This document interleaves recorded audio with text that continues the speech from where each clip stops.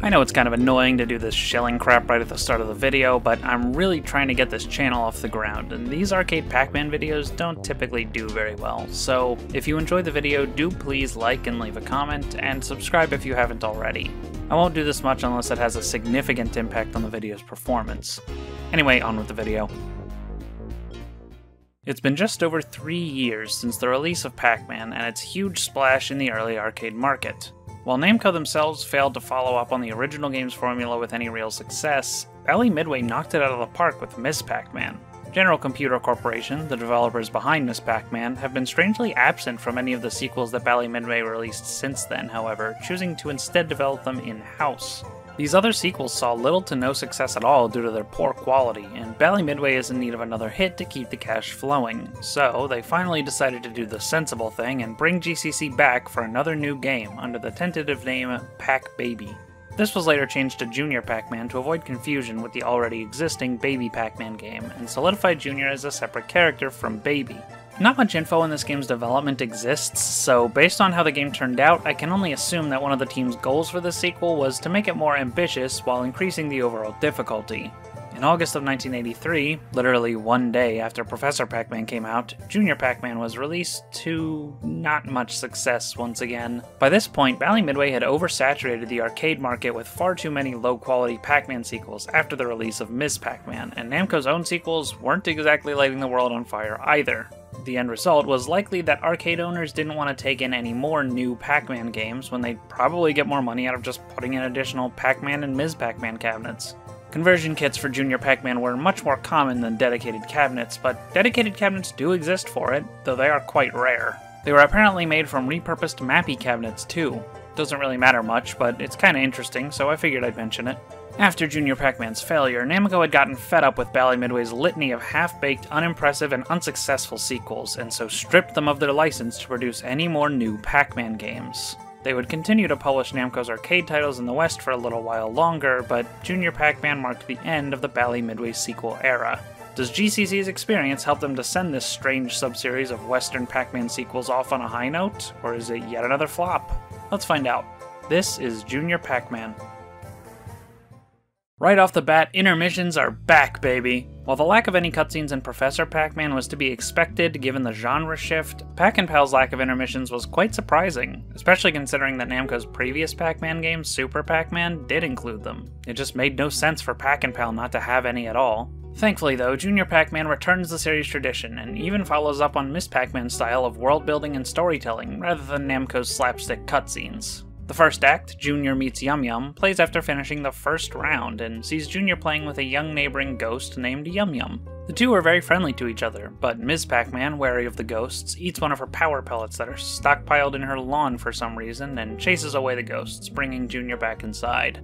We all know where this is going. Yes, this is a Romeo and Juliet-styled love story in a Pac-Man game.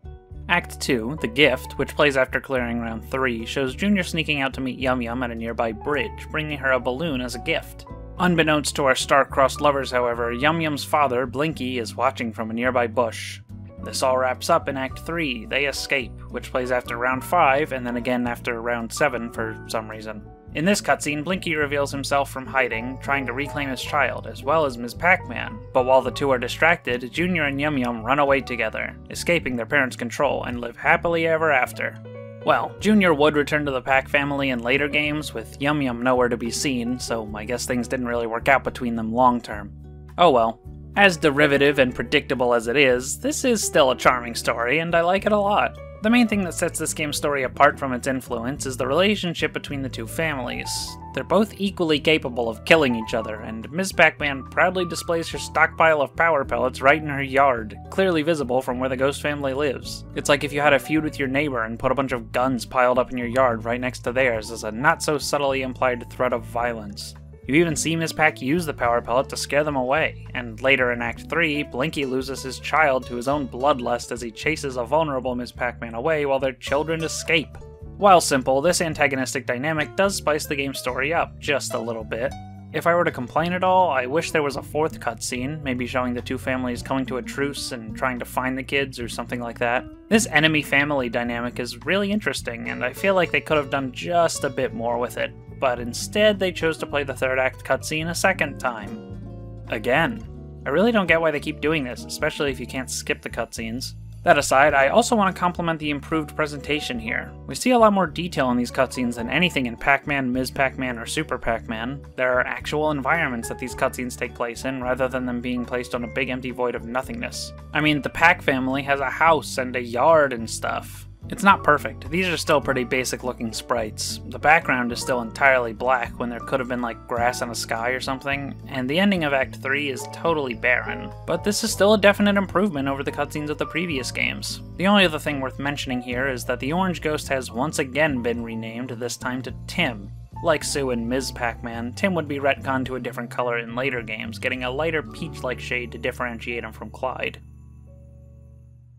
It's really nice to finally get another arcade Pac-Man game that's on par with the visuals of the original two. The polished, clean look of those games is something I've sorely missed, and while Super and Pac-N-Pal look good, they felt just a bit empty due to those games' lack of dots filling the screen. Junior Pac-Man recreates the look of the originals while adding a couple small details of its own to set it apart. The mazes look much like they did in Ms. Pac-Man, with colored-in walls and neon outlines, and the color combinations are all really nice, aside from Level 4's putrid dark green. Unlike Ms. Pac-Man though, this game doesn't change up the palettes on repeat loops, it keeps the same palette tied to each maze layout. The Pac dots also change color depending on the maze layout, swapping between peach, white, and yellow, with the gaudy red pellets from Ms. Pac-Man thankfully being removed. Junior himself looks pretty nice, with a blue eye just like his mom, and a propeller hat that spins around constantly, even in the lives counter. The fruits have been once again updated with a completely new set. This time, rather than fruits, they're various objects associated with children, including a tricycle, a kite, a drum, a balloon, which is fittingly the bonus item in the maze right after the cutscene where Junior gives Yum Yum a balloon, a toy train, a cat, and a root beer float. I feel like they probably should have stuck with the food theme of the other Pac-Man games, maybe using stuff like candies or other junk foods that kids like to eat, but at the very least, this list is consistent and the sprite work is nice. There are a few unused bonus items, some of which even seem to be a holdover from when the game was still being developed as Pac-Baby, and the sprite work here is clearly unpolished, so I'm glad the final set we did get at least looks nice. The cat is a little weird looking, but they can only do so much with a 16x16 sprite. I also really like the change in font for this game. It looks a lot more bubbly than the sharp look of the original game's font. It's not something I would want to become standard for the series, but as a one-off change for Junior Pac-Man, I think it works. Additionally, like I mentioned earlier, the cutscenes have received improved visual presentation, with background elements giving them more life. The sprite work here isn't the best, and it's kinda weird how when Ms. Pac-Man grabs the power pellet in Act 1, the ghost's eyes and mouth turn red instead of the usual white. But these are very minor issues, and I appreciate the additions nonetheless. Now, I know what you all really want me to talk about here, so I might as well just rip the band-aid off. This game features much larger mazes than the previous games, but displays them at the same resolution of those older games, requiring the camera to scroll horizontally. Now, right off the bat, I have to question the choice to use the original game's vertical resolution with horizontally scrolling mazes. In the last review, we saw Professor Pac-Man make use of a horizontal display, and while that game did have a much smaller vertical resolution of 204 compared to Junior's 288, and its horizontal resolution of 320 isn't exactly double that of Junior's 224, the extra horizontal screen real estate would have helped immensely, even if they had to shrink the graphics down a bit or just make the mazes a bit shorter vertically. Why is it that they could give Professor Pac-Man this larger screen size, but not Junior Pac-Man? Well, Junior, much like Ms. Pac-Man before it, is largely based on the code of the original game. I'm sure it was no small task to hack a scrolling camera into that game, but reformatting the rendering engine for a completely different resolution is an entirely different challenge, so I can understand that this was probably the easier solution. Of course, they could have also just not made the mazes ultra-wide like this, but I digress. If they really wanted mazes of this size and a horizontal display just wasn't an option, then the camera at least better be good. Thankfully, it's about as good as it really needs to be. It generally keeps Junior in the center of the screen, unless you're at the far end of a maze. There are times where it scrolls just a bit too slowly for my liking, so I can't fully see the layout of the maze ahead of me, and end up taking a less than optimal turn. This means you'll often have to commit entire maze layouts to memory to make the best decisions, which was never an issue in any of the previous games. Additionally, ghosts will inevitably go off-screen, but the view is just large enough that it's almost never actually an issue. I think I only got blindsided by an off-screen ghost once in my 5 hours of footage, and even then I still managed to dodge it in time. While the game would have aged much better if they had put the extra time and money into hardware more befitting of the game's mechanics, I can understand why they chose not to. After all, the returns on Bally Midway's other sequels with unique hardware were pretty low, and you can really tell they were penny pinching when every dedicated cabinet of this game was just a repurposed mapping machine, not even removing the original side art stickers. The only other thing I want to mention here is the game's performance. You'll notice a bit of choppiness in my footage occasionally, but don't worry, the game isn't supposed to lag like this. I had accidentally messed up a setting on MAME and didn't realize it until later in the recording. Once I set it back to normal, I had no more frame drops. What I can't blame myself for, however, is the screen tearing. Now, of the three main arcade games, Junior Pac-Man is the one I have the least experience with, especially when it comes to official hardware. I've only ever played on a real Junior Pac-Man cabinet once, and I don't recall noticing the screen tearing then, but it's very noticeable here. This could just be a problem with the emulator, but I can't say for certain. Regardless, if emulation is how most of you would be playing this game, which is likely the case given that this game hasn't been re-released since the 80s and likely never will, I suppose it's worth bringing up. All that said, what's here isn't exactly optimal, but it works almost as well as you'd need it to, so I can't really complain too much. So how about the sound design then? Sound effects are on par with the original two games, mostly being reused from them, but the dot-eating noise is a little bit less impactful this time. I don't mind the change, but I do prefer the old sound over this one. The fruits once again have that crunchy walking sound as they travel the maze, and picking them up is still satisfying. The big dots that they leave behind also have their own unique sound effect for being eaten, with a deeper pitch. This further helps communicate to the player that these dots slow you down as you eat them and should be approached with caution. I also like the new death sound, and the animation of Junior shrinking out of existence, leaving behind only his hat, is pretty funny. There's also the jingles, which are pretty good. I'd say they're more consistent than Ms. Pac-Man, which had a couple lame ones, but none of them quite managed the catchiness of the best jingles from the first two games. I do really like the intro jingle, and the Act 3 music is pretty great too. Act 1's song is weirdly dramatic, but it fits the scene. Overall good stuff, but not quite up there with the series' best. It's definitely a step above most of the previous games though. One thing that may be a bit disappointing to some is the lack of background music during gameplay. Pac-Pal established it as a series standard, so its absence here is a bit strange. That said, much like the original games, Junior is chock full of sound effects going off at all times, unlike Pac-Pal, so the lack of background music is forgivable.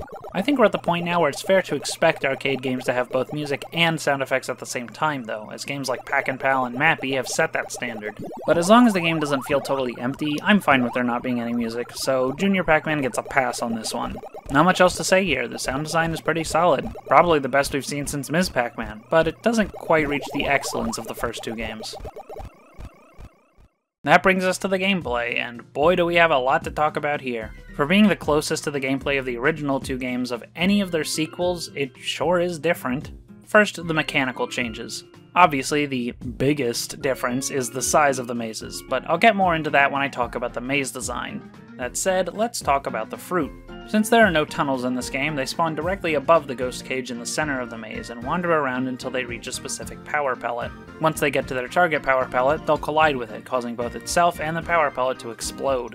Given that they spawn every certain number of dots eaten, and there are more dots in the mazes due to the larger size, they show up much more often than in the original games. You really gotta be on top of them too, because losing a power pellet can be a huge disadvantage, especially in later stages where they're your only saving grace in the otherwise hellishly difficult mazes. On top of threatening your power pellets, they also morph every pack dot that they come in contact with into these larger dots. The larger dots do give you more points, but also slow you down as you eat them. In theory, it's a great risk-reward system, giving you the ability to control just how many of these large dots you want before eating the fruit, but waiting too long will kill your power pellet, costing you some of that safety net, as well as the points you get from eating the ghosts with it, and the points from the fruit itself. In practice, however, you do still have to manage avoiding the ghosts, so you don't have quite as much control over this as you'd think. Sometimes the ghosts will be so ruthless in their pursuit, you just don't have the opportunity to get the fruit in time, especially since chasing it down from behind slows you down thanks to the larger pack dots, putting you at even greater risk of getting caught by the ghosts. Fortunately, the fruits will usually take a pretty lengthy path to their target power pellet, so it's pretty rare you'll find yourself in that situation of just being totally unable to reach it in time. Furthermore, any pack dots that have been enlarged by a fruit will reset back to their normal size if you lose a life. Mode switching has also been reverted to the original game's behavior, where the ghosts will suddenly 180 at regular intervals. The freezing effect to indicate a mode switch introduced in Super Pac-Man was a fantastic addition, so seeing it absent here is a bit disappointing. I did actually die a couple of times from being suddenly 180'd on, so I really wish they had taken this mechanic from the Namco sequels and implemented it here. Tunnels have been completely removed from Junior Pac-Man, and I'm kinda split on this. On the one hand, I understand that warping to the other side of the screen horizontally would be very confusing given the limitations of the camera. On the other hand, I don't see why they couldn't have added tunnels on the vertical ends of the mazes. That would have actually been really helpful for escaping the ghosts and traversing these very large levels. Finally, the number of power pellets per maze has been increased from 4 to 6, at least in the first 5 mazes. The last 2 only have 4, making them among the hardest levels in the game. And that's it for the mechanical changes, really. Like I said, the biggest difference in the game is the size of the mazes. Even the ghost AI is, as far as I can tell, directly copied from Ms. Pac-Man. Of course, that means all of the complaints I made in that review carry over here, but I don't think it's quite as bad in this game. While the AI hasn't changed, the mazes have, and since there's way more paths for the ghosts to roam around while in scatter mode, the chances of being pressured right at the start of the level is significantly lower. It can still happen, and seems to be more common in the later levels from my experience, but it's still overall an improvement over Ms. Pac-Man, even if the AI isn't actually any different. Leading ghosts around the maze as they try to cut you off and outsmarting them with your knowledge of their AI is just as satisfying as ever. I'd even say it's at its best in this game, where you have much more room to evade them. Keeping this up for long periods of time while you slowly chip away at these massive mazes is immensely satisfying, and some of the most fun gameplay in the franchise so far. This is definitely a Pac-Man game made for Pac-Man experts, and while it could have managed that better by using the original game's Ghost AI for scatter mode, what's here works fine enough to facilitate the player's skills and make for a satisfying experience. At least in the first few mazes. Unfortunately, maze design is once again inconsistent. There are 7 unique mazes this time, an even bigger jump up from Ms. Pac-Man's 4, and this time each level is a new maze up until you beat the 7th level. From there, it goes back to the 4th maze and loops the last 4 mazes on repeat. These last 4 mazes, however, are by far the worst in the game, so even if you did manage to get this far, which is very unlikely, you wouldn't be having much fun. To explain why, it's time we finally break out the color-coded maps again. Here's the first maze's layout, and here it is with my color coding. Just as a reminder, the green areas are generally pretty safe, the yellow areas are pretty safe but have more danger to them, orange areas are a middle ground where they can be a bit tough, red areas are the high danger zones where you're likely to get cornered if you're not careful, purple areas, which you won't see any of on this first maze, are the extreme danger zones where it can be very easy to get cornered, and gray areas are for the tunnels, but they don't exist in this game, so you won't be seeing any. The first maze is pretty great, showing a good balance between safe and dangerous areas and a great flow between them. As per usual, the edges and especially corners are the toughest parts, though there are a few long walls that pose a little extra challenge, but it's nothing unmanageable.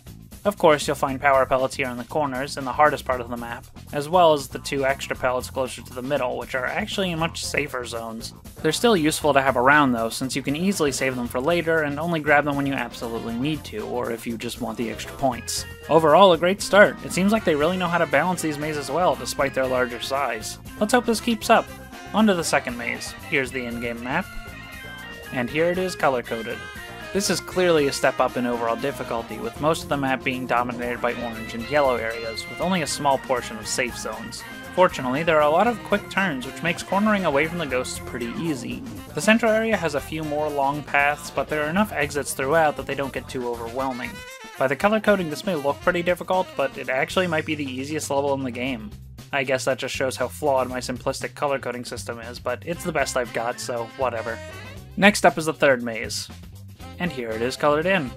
This one's pretty simple. It's got a lot of yellow due to the several curves all throughout the maze. Weaving in and out of each section of this map is really slick, and there's a lot of pretty safe areas. There is one complaint I have though, and it's to do with the placement of these central power pellets.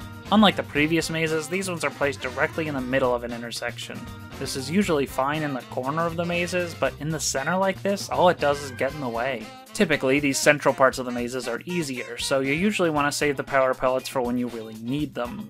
Trying to do so in this maze, however, can often screw you over since it blocks a major exit back to the center of the level.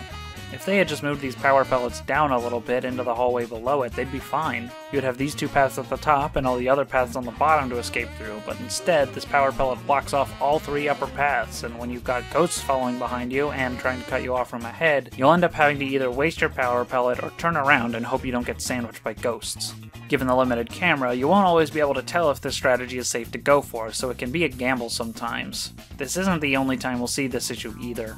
Thankfully, the rest of this maze is very well designed and fairly forgiving, so this isn't a huge deal, and the third maze is still a good one overall. Next we have level 4's maze, and here's the color coding for it. This is where the game nosedives, and unfortunately it never really recovers.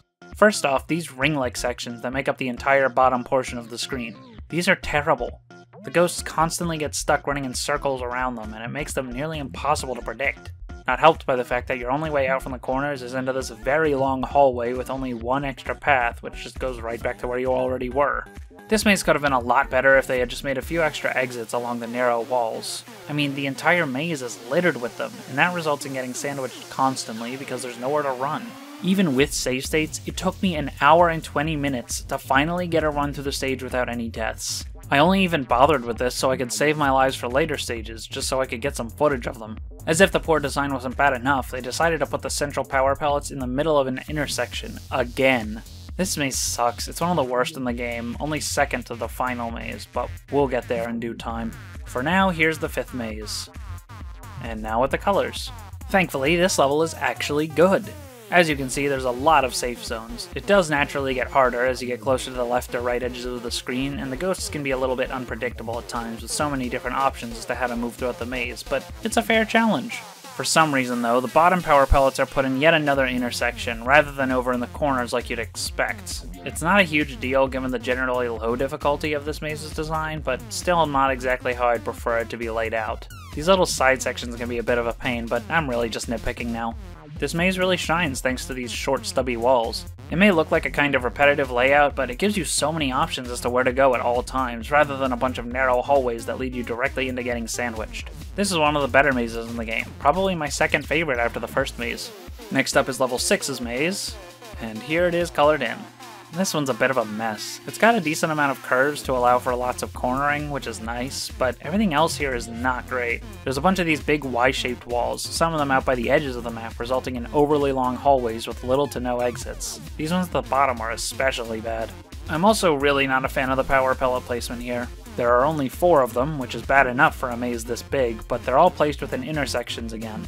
This one's not terrible, but it's not good either. One more to go here, and it's a doozy. And here it is with the colors filled in. Jesus Christ, man, they really went off the deep end with this one. It's so bad I had to use a whole new color. If purple is the extreme danger zone, then white is the fuck off bullshit zone. I promise you, you will not make it out of here alive without some serious luck. You have absolutely no choice but to perfectly lead all 4 ghosts through these tunnels directly behind you, because if you don't, they will go in the other side and sandwich you. Make sure they're not following too close behind you though, because this is 3 long straight lines with very few turns spread far apart. Point being, the ghosts will very quickly catch up to you and you have no opportunities to corner away and get some distance from them. But if they're following too far behind you, Inky or Tim are likely to run into this section with the power pellet, and as soon as you get close, they'll head back out on the other side and corner you. You can just barely manage to safely clear one of these out as soon as you spawn in the maze if you go straight for it, but that'll still only take care of one of them. This maze has 4 of these identical corner sections. That's not all either. These may be the worst parts of the map, but the rest of it's not doing it any favors. These side sections are a pain in the ass, and the bottom is yet another long narrow hallway with no exits. The center areas are a little more forgiving, but it's not enough to counterbalance the awful design of everything else. This may be the single worst maze in any Pac-Man game I've ever played. I hope to God I never have to introduce another color after white. Christ. Overall, it's an okay pack of mazes. There's 3 good ones, 1 decent one, 1 okay-ish one, and 2 bad ones. It all balances out to an overall just okay collection of levels. It has some great qualities to it, and that's pretty impressive given they attempted something completely new for the series with the wider playfield. Unfortunately though, it stumbles in many places, with frequent use of long narrow pathways and poor power pellet placement. I really do appreciate this game when it works, but when it doesn't, it just sucks. So that's Junior Pac-Man.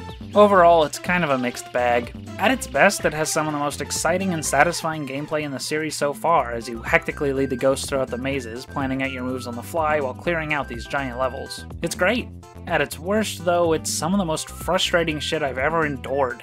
Levels 4 and 7 are absolutely god-awful, and the time I spent trying to make it through them, even with save states, just to get footage for this review, are hours of my life I will never get back. Level 7 was so bad that even with an extra life to spare, I eventually had to save state in the middle of the level just to see the end of it. Even if you somehow managed to make it through a whole loop, you'd be disappointed to see that from there you have to play levels 4 through 7 over and over again until you're out of lives. However, at least for me, I'll very rarely actually make it past level 3 in a normal run without any save states. So in that sense, if I'm just sitting down to play a game or two of Junior Pac-Man, I'm usually enjoying myself quite a bit. It's only in going out of my way to force myself through all of the game's content that I stop having fun with it. That said, bad design is still bad design, and these difficulty spikes are bad design. All that said, Junior Pac-Man does make strides for the series, following up on Miss Pac-Man's storytelling with even better and more detailed intermissions, keeping up with the polished look of the original two games, and even pushing the boundaries of what a traditional Pac-Man game can be, with mazes double the size of previous games and a camera that works surprisingly well given the limitations. This game clearly had an influence on future games in the series too, with the big dots returning in Pac-Man Arrangement and the wide mazes returning in the Championship Edition games. I can't help but respect this game for its innovations and ambition. I definitely prefer it over Pac-N-Pal, maybe even over Miss Pac-Man on a good day. But then I remember the miserable time I spent struggling through the later levels, and Miss Pac-Man never had anything as frustrating as that. I can recommend Junior Pac-Man if you like the original two games, but with much more caution. Don't do what I did. Just play the game like a normal person, and I think you'll have a good time. That does it for this video. If you enjoyed it, make sure to like and subscribe and whatnot. If you want to support me more directly, you can donate to me on Patreon. Just click the link in the description. Thanks to all my patrons here on the screen. Next time we'll be looking at Pac-Land, so be on the lookout for that. Thanks for watching!